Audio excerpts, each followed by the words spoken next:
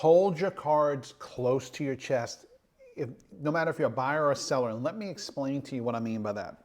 So if you're a seller, let's just say, for instance, you have to move. You got a job, that's you have to be there in 45 or 60 days, and you have to be, and it's a must, and you got to get the house sold.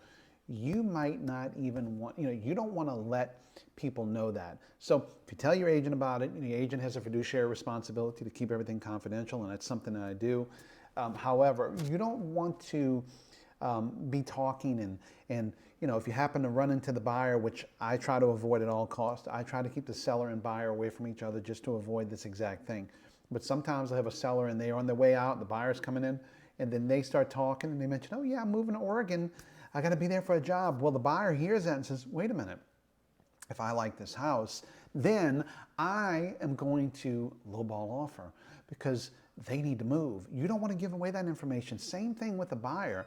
If you've got to be, or if you sold your house and you've got to be in another house, that's nobody else's business.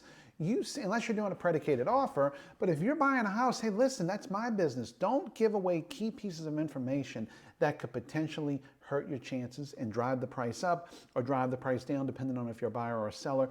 Talk with your agent. I think of all these things. A lot of people say, Darren, you worry too much about things. That's my job, is to make sure that I do the heavy lifting and the worrying so you don't have to. You come out on top. Everything's fine. You use me as your realtor for life. You tell 1,000 people about me, and I just love it. So let's have a conversation. I would love to talk to you, and let's see if we're a good fit and if we want to work together.